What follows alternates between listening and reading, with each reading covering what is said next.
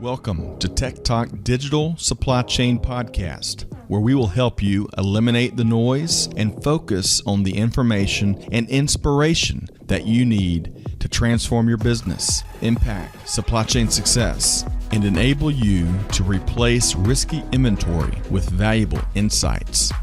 Join your TEKTOK host, Corinne Bursa, the 2020 Supply Chain Pro to Know of the Year.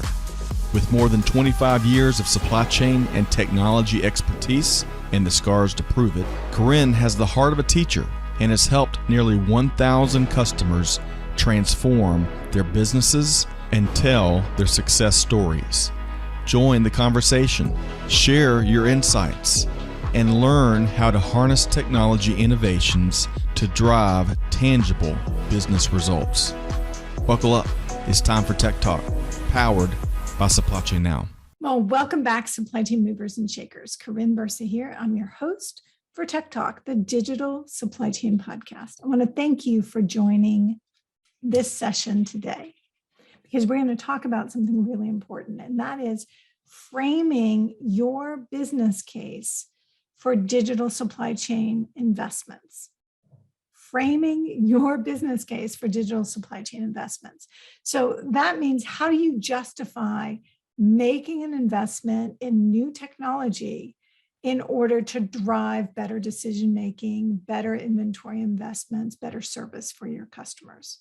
So the reality is that estimating the potential return on investment from deploying a new digital supply chain solution can be really difficult. But why it's difficult might surprise you. So one of the biggest factors to consider is if you really know and confidently track your current supply chain key performance indicators. So let me say that again. Are you today able to confidently track your current supply chain performance indicators? Be honest.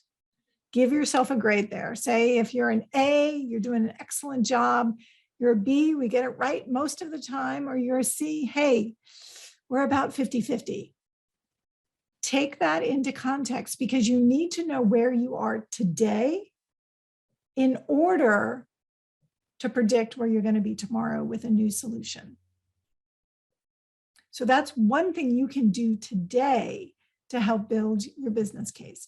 Track those key performance indicators, and then identify in those indicators where you've got the greatest opportunity. And I'm going to help you focus in on a couple of areas. Are you with me? Okay. Thanks for joining me again for Tech Talk. We're going to dive into this topic about building your business case for digital supply chain investments. And this is going to help you to transform your business, literally change the way you make decisions each and every day. So in my role as a supply chain technology industry advisor, right? You guys know I've got more than 25 years in this industry. I stopped counting at 25 years. So more than 25 years of experience in this industry. And I have helped over 1,000 companies to assess the impact of their supply chain transformations. It's pretty exciting. Probably the best part of my job, best part of my career. Now, in my current role as a supply chain technology industry advisor, in my current role, I am often asked to provide an overview of supply chain capabilities for executive leadership teams, for new hires, for interested investors in technology companies, as well as in product companies. And I even work with research and development teams to help prioritize some of the investments, some of the new technology that's being introduced. So it's a lot of fun. So clearly, each of these audiences have very different points of view, but they all seek to understand supply chain performance and to move the needle, to improve overall business performance. And there's a variety of ways that that can happen. So one of these important topics around leveraging supply chain technology is helping you, a practitioner, yes, somebody who is in the supply chain day in, day out, to frame your business case, to make an investment so that you can improve overall performance of your company. All right. So let's talk about that. So framing a business case for a new supply chain planning technology investment. Okay, it requires a couple of things from your team. So first, you're going to look at your business and identify specific opportunity areas where supply chain and operational performance improvements are going to be most visible. That doesn't mean that your results will be limited to those areas, but you want to understand where they're going to be most visible across the business, because part of your job is getting the rest of the organization on board and excited about making these changes. Secondly, you're going to determine how long it will take before the business starts to feel the results of those improvements or to realize the benefits of those investments. So in the technology space, we often talk about this in terms of time to value. How much time and effort will it take before your business starts to realize the improvements? Now, your day-to-day might change pretty quickly, but it may take you months to burn off excess inventory. Are you with me? Because we've got to get those inventories in alignment with a better predictor of the market. Okay, so that's the second one. How long? What's that time to value? How long will it take? And then the third is understanding the actual cost, the cost of the investment in people. How much of my team's time needs to be dedicated to deploying a new solution? Process improvements, right? I can make it better, simpler, faster, more efficient. And technology as a tool that's going to help me get better precision, greater insights, harness data more effectively, and provide better and more frequent planning. Are you with me? Okay, so we want to know where we're going to have the most visible impact. We want to determine that time to value, and then we want to understand some of the cost factors: opportunity cost, personnel cost, process improvements, and actual technology investments. So improvement of operational key performance indicators, I'm going to just refer to those as KPIs, that make possible these results in the business case that you're going to put together. Technology, people, process. There'll be some other areas like confidence, time to decision making, et cetera. We'll get to those in just a few minutes. Okay. All right, so the focus of our discussion today is going to be on supply chain transformation. I'm talking about projects that are going to transform the way you do business. Not small incremental changes, big changes. Big changes that are going to add percentage points to your overall profitability. Are you with me? Okay. Now, I've already told you I've worked with more than 1,000 companies over the last 25 years, and I have seen these results time and time again. I have also leveraged the research from a number of research groups, including AMR Research, Gartner, Supply Chain Insights, and numerous university programs. And these research programs have been performed with companies of all sizes: small, mid-size, large, global, multinationals. So the typical key performance indicator improvement areas and ranges that I'm going to share with you have been consistent despite the size of the company. That's right. The same ranges are available to a small and mid-sized company as they are to a large multinational company. So supply chain leaders, I want you to use these insights as you put together your specific business case. I want you to take your situation in mind and think about those high impact areas. But I'm going to give you a couple of areas to focus on as you look at key performance indicators and tangible benefits to your business. So one of the most impactful pieces of research that I have seen in more than 20 years is some research that was originally done by a company called AMR Research. They were acquired by Gartner, and Gartner has continued to invest in this research. But the research is called the Hierarchy of Supply Chain Metrics. Hierarchy of Supply Chain Metrics. And what this analyst firm did through benchmarking efforts was to look at all of the key performance indicator criteria and to rank those and to identify which supply chain metrics made the biggest impact on your business. So the research classified supply chain metrics into three broad categories.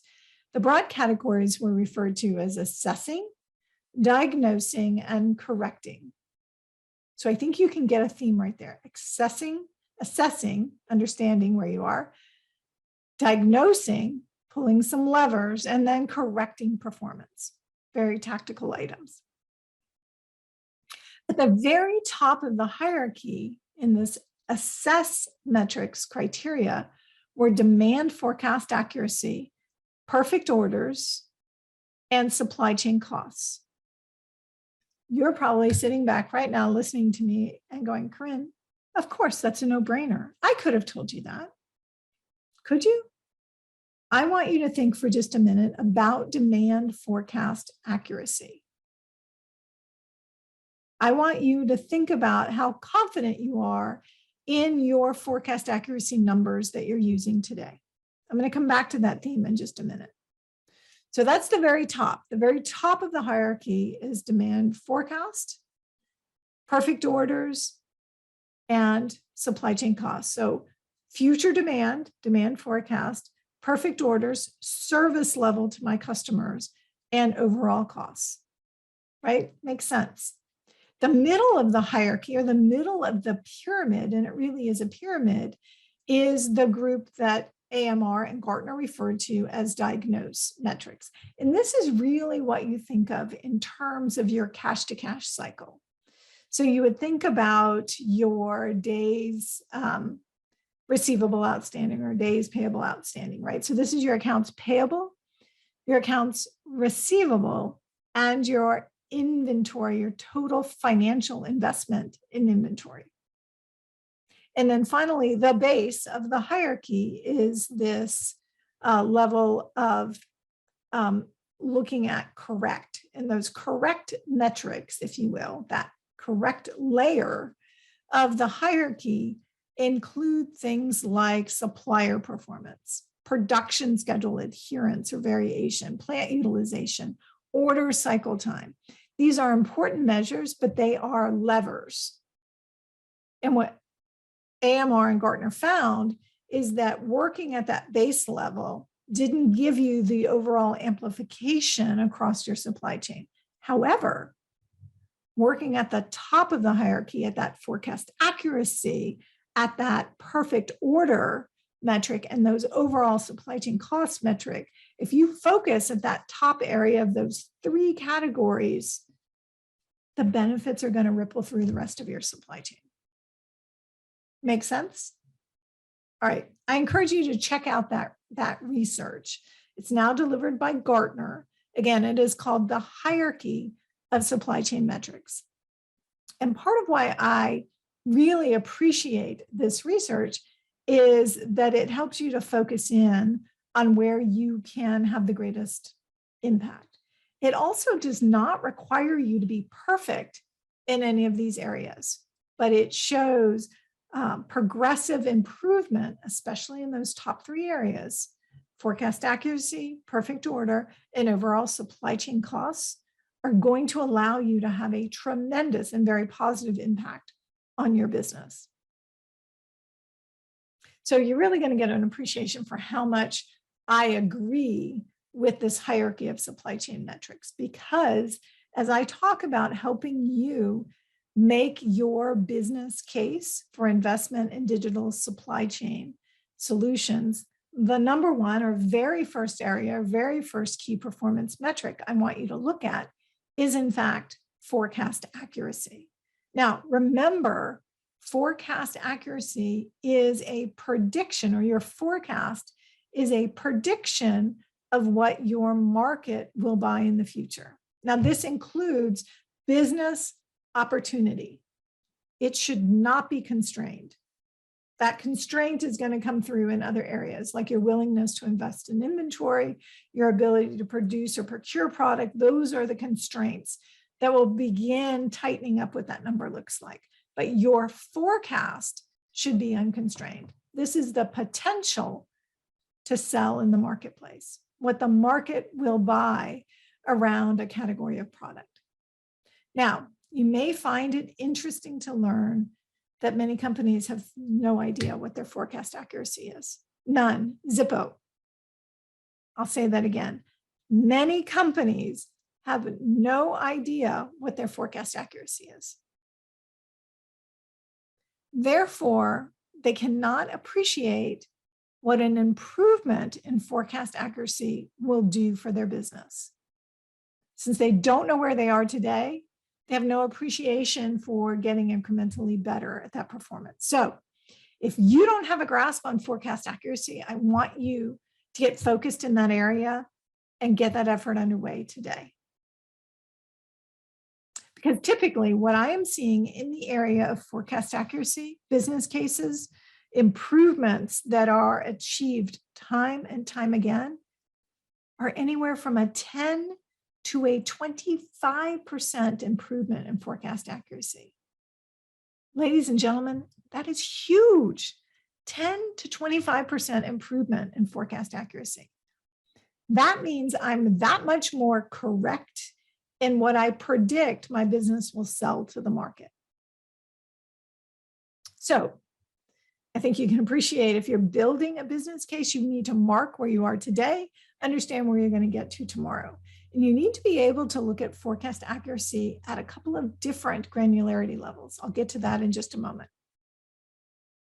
Now, the most common measure of forecast accuracy is a measure referred to as MAPE, M-A-P-E, M-A-P-E, mean absolute percent error. Okay, the bottom line is your forecast will always be wrong. Let me say that to you again. Your forecast will always be wrong. However, with your investment in digital supply chain planning solutions, it's going to be less wrong or more accurate. I'm an optimist. I'm going to phrase it as more accurate in the future. But the most common measure is MAPE, mean absolute percent error. The other thing I'm going to underscore for you is it's just as bad to over forecast as it is to under forecast. Thus the word absolute percent error. Okay, so MAPE is the most common. There's also a derivative of MAPE that is referred to as weighted MAPE, and therefore it's weighted based on the importance of certain products or product families to your business. Now, you should measure your forecast accuracy at a couple of different levels, different granularity levels. So the most granular level is the SKU level, the item level, then the family level, and then an aggregate level, which may be your category or it may be an overall accuracy for your business. You're also going to look at that accuracy measure, that MAPE measure, against different planning horizons. Right? So I'm always going to be more accurate the closer I am to the point of demand. So 30 days out, 1 month out, I should be more accurate in what I expect to sell than I am 3 months, 6 months, 9 months out. Are you with me? Okay. So less mature companies or more immature companies focus on those very short time horizons. 1 month, 2 months, maybe 90 days. And they'll stick to a higher level of aggregation, family level, aggregate of overall category. Now, more mature businesses will look at their forecast accuracy at several levels and multiple time intervals. So they will look at SKU level, the most granular. They'll look at product family level, and then they'll look at aggregate level. They will also measure those across time horizons, 30 days, 1 month, 2 months, and then quarter and annual. Right? So remember that this annual forecast is what I'm using to procure product, to look at production capacity or distribution capacity, to negotiate my relationships with my transportation carriers. I need that longer range prediction for my business, and I need it to be as accurate as possible.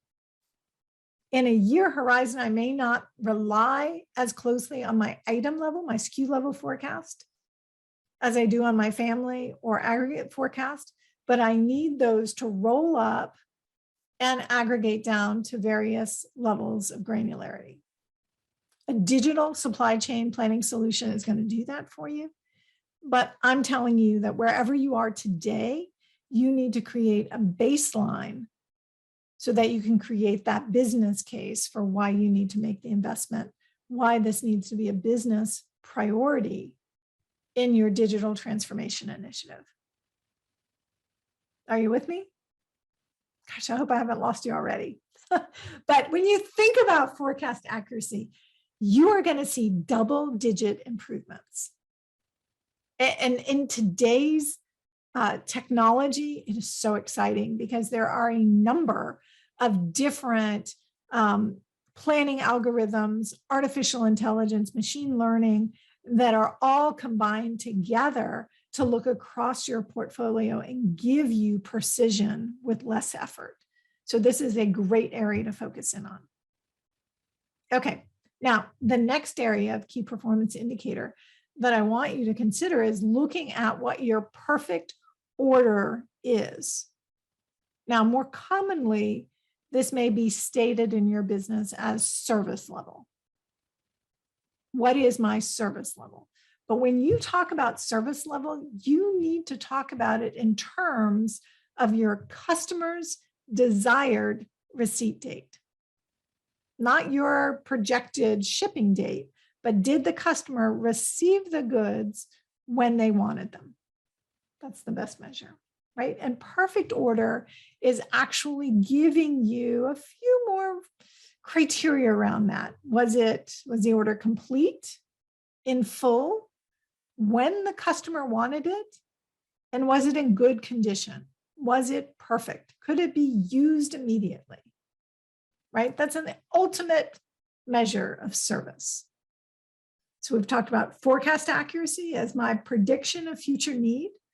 I'm going to use that to align everything else I do around procuring raw material and producing product and distributing product. Service, how well am I doing serving my customers today? Okay. Now, and service is an easy one usually for the organization to get behind because everybody wants to provide great service for the customer. So the third level that was at the top of hierarchy of supply chain metrics is costs. And I'm just going to focus you in on the biggest area of cost, and that is inventory investment. So this is working capital in your business and is invested heavily for your business. Now, your business may talk about inventory turns, right? Higher turns are better, means I'm turning the value of my inventory over more quickly, or simply overall inventory investment. Now, when I have a higher forecast accuracy, it allows me to drive down my inventory investment, because when I'm forecasting I'm going to sell and I'm doing that accurately, means I'm not going to overproduce or overhold inventory. So I'll be able to lower those numbers. I will be able to reduce excess inventory, but I will also reduce obsolete inventory, unsaleable inventory.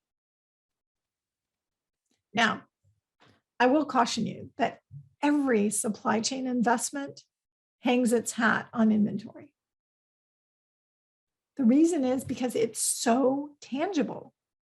It's so easy. I can walk through a warehouse or a manufacturing facility and I can see the inventory. I can see the work in process. I can see the raw materials. I can see the finished goods. But what I will tell you is that a transformation initiative is going to do some pretty exciting things to your inventory. Now, it may take you a month, 2 months, a quarter, maybe 2 quarters to realign the inventory that's held throughout your network, but it will be tangible. In fact, what I see quite often around inventory is double-digit percentage reductions. That's right, inventory reductions in double digits, anywhere from 10% to as much as 35 to 40% inventory reduction. I know that's mind-blowing. 35 to 40% inventory reduction. That completely changes your profitability profile for your business. Talk about high impact.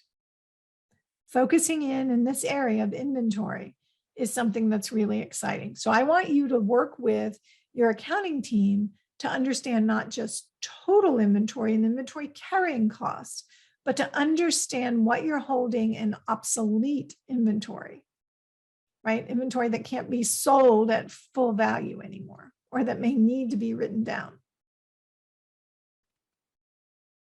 So lots of opportunity there. So those are the 3 areas that are going to have the biggest impact. But wait, there's more. You're going to need to see, you will also see a tangible improvement in transportation spend. You're going to see this in both inbound transportation as product, raw material, sourced items are coming into your business, as well as outbound. Now, this is really exciting because savings and alignment here in the area of transportation are going to go straight to the bottom line. The product is already produced, right? A big part of the cost basis is getting it in the hands of the customer when they want it in full and the date and time they want it. Now, you may be thinking, Corinne, come on, our transportation costs have skyrocketed due to constraints in everything from drivers to containers. I want you to know I hear you, but I want you to think of ways that you can curtail some of that cost increase. As you look at your supply chain planning technology, it's going to give you better visibility of the inbound needs and the outbound moves. And with that information, you will be in a position to negotiate better rates and higher service levels with your transportation partners. Even in the current environment we're in, which I'm going to refer to as kind of the wild, wild west of transportation costs, it's time for you to take back control when and where you can. And this needs to be part of your business case. Transportation spend. Make sense? All right. I hope I haven't lost you. Come back to me if I have. Come on, guys. I need you with me. So those are real tangible metric areas there. These are very valuable to your business and places that you should consider as levers in building your business case or framing your business case for an investment in digital supply chain transformation. Now, one that's harder to put a quantifiable number on is your ability to make high quality decisions faster, and to do that with greater confidence. Now, as a supply chain leader, you are making hundreds of decisions each and every day. I know that you will feel differently about making fact-based decisions that are founded on scenarios, multiple scenarios that have been evaluated for your business. Not just one, not just two, not just three scenarios, but 50 scenarios, 50 test cases that your supply chain planning technology platform has run for you to serve up the three most likely scenarios for your business. Man, that gives me tremendous confidence in making a decision. So, making a decision with better information, deeper analysis, and making it faster. There's significant value in that. I had one executive just tell me a few days ago that he can do in minutes, mind you, what it used to take days to understand. Minutes and more confidence than what it used to take days with a lower level of confidence. Tremendous value there. And as an executive leader for the business, that's going to change how quickly you're ready to make a decision. How quickly your team can engage, be proactive, and start resolving conflicts in your network. So I want you to look at capturing time to insights. How long does it take me today to evaluate multiple scenarios, decision quality, and then the overall confidence around making decisions and the plans that are put in place. So one of the most remarkable and candid conversations I had with a global chief supply chain officer was one where he told me, look, Corinne, we didn't know what we didn't know. We were working under false assumptions about our business. Today, we have a comprehensive and fact-based supply chain plan that now empowers us to do remarkable things in a very short period of time.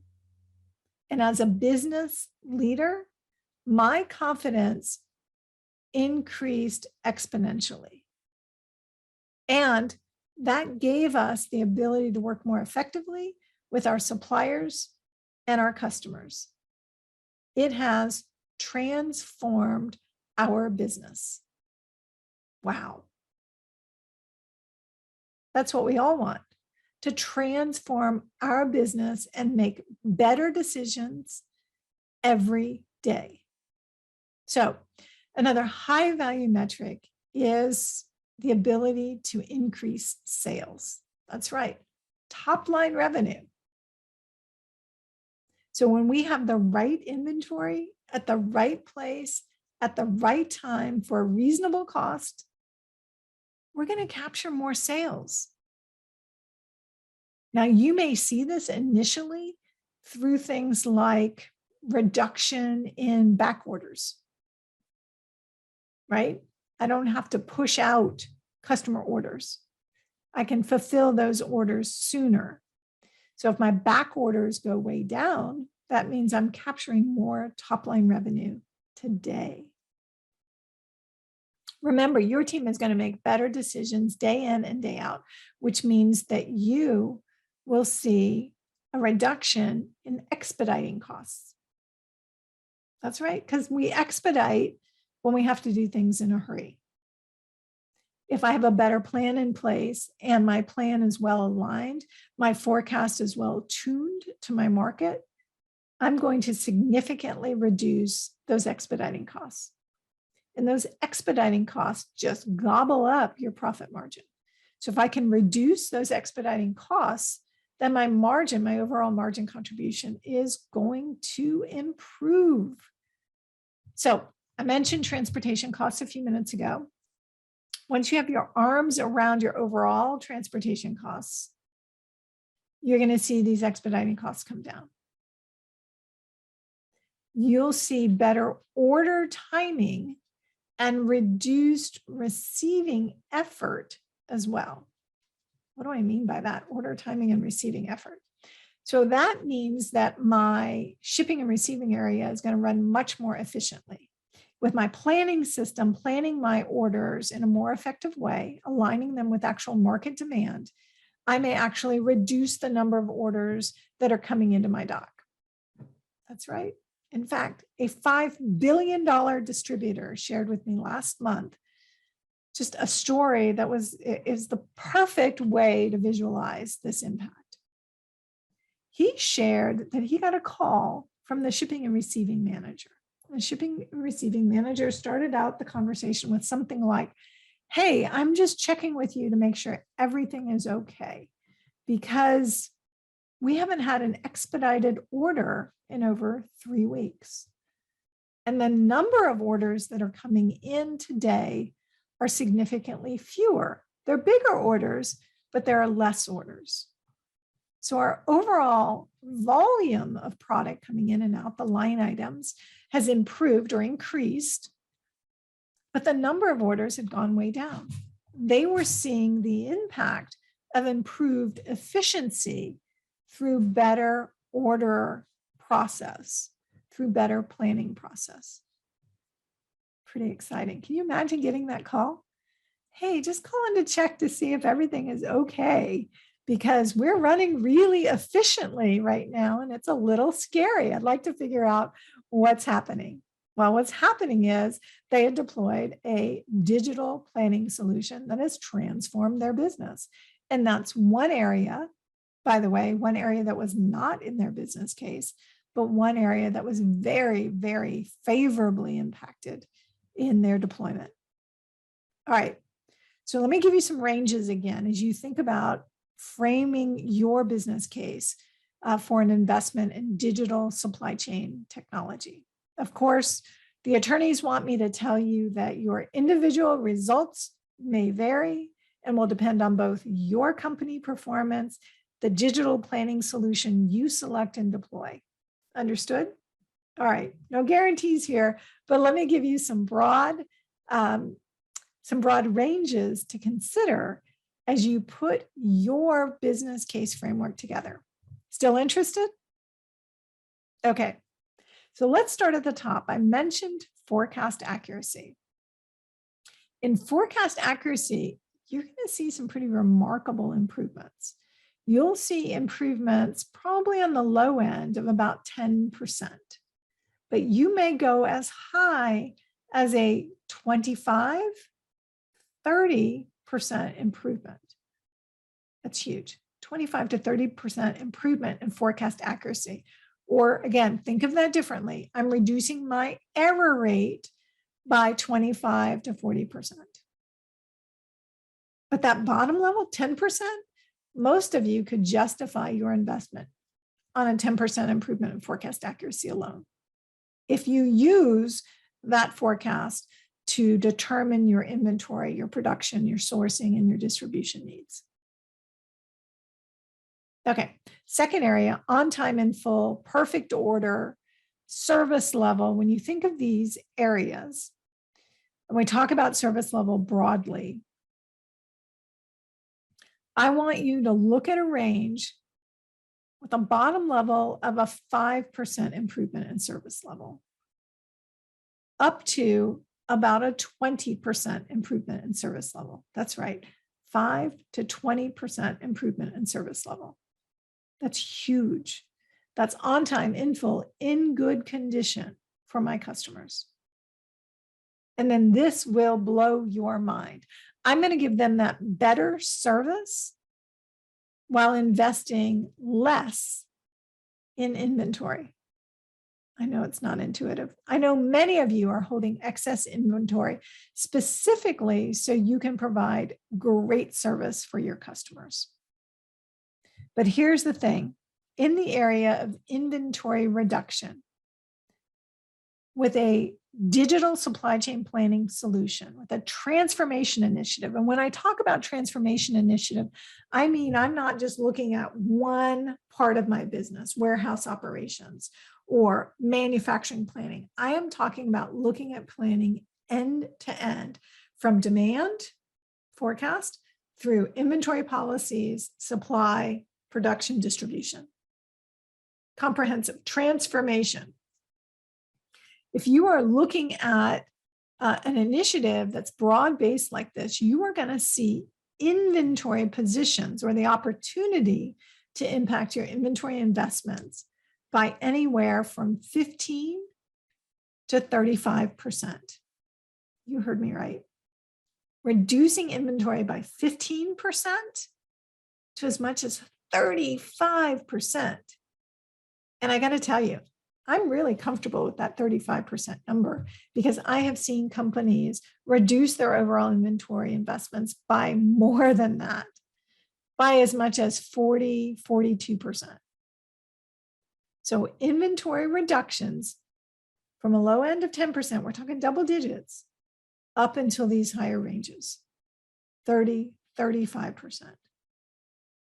That's huge. That's a game changer for your business. That is a digital transformation. I am replacing risky inventory with valuable information. So when you hear that for TEKTOK, this is what I'm talking about. I'm replacing inventory with information, with better indicators of market need. Now, some other areas where you are going to see improvements in your business, I mentioned as well. How quickly can you make decisions? Right? The speed of decision making, the quality of the decision, how well did we do? And the confidence of the executive team making those decisions. Huge, huge difference. You're also going to see improvements in areas around planner productivity. So working with a manufacturer recently that just implemented a new planning platform, new cloud-based planning platform, and their planner productivity was improved by 60%. That's right, 60%. What used to take them days to do now takes them minutes to do, and is more precise, more accurate, and more robust than what they did in the past. So huge productivity improvements. Now, this is important to you as we look at talent constraints in the marketplace. We need our planners to be able to focus in on where they can have the greatest impact and allow those systems to automatically take care of some of the routine calculations and capabilities. Make sense? Okay, come back to me now. Come back. We're honing in for the big finish here. So I want to encourage you to put together your business case framework that creates a connected, a transparent, and a highly automated supply chain planning environment. Right? You'll need to rely on technology that's going to allow you to do this. Okay, this is going to require your team to embrace a plan that actually progresses your maturity, right? You become better planners for your business. And that means your process may change and improve. The technology you're using will improve and be more effective and quicker, more precise. And the data that's being ingested to feed the system will improve, be more comprehensive for your business. I want you to enjoy these challenges. It is worth the work. You will see the benefits. So a final thought around a business case. When you are thinking of your business case for digital supply chain transformation, be sure that it is supporting the CEO's agenda, right? The CEO needs to be a part of this decision. Now, your CEO, like so many others, is probably focused on three big things. That's right, three big things. Business growth, optimizing cost or optimizing investments, Are we making wise investments in our company, in our inventory? And then greater agility. How do we respond faster in the marketplace, either mitigating risk or harnessing new opportunities? So your CEO, if I'm going to net it out for your CEO, is probably looking at those three things. How do I grow the business? How do I optimize the current talent, team investments? And how do I build a business that's more agile? All right, supply chain movers and shakers, that's where you come in. This is what you do. You help optimize costs. You help gain agility and resilience in the marketplace, and you can help grow the business. You can grow both the top line in revenue, but also the bottom line in overall profitability.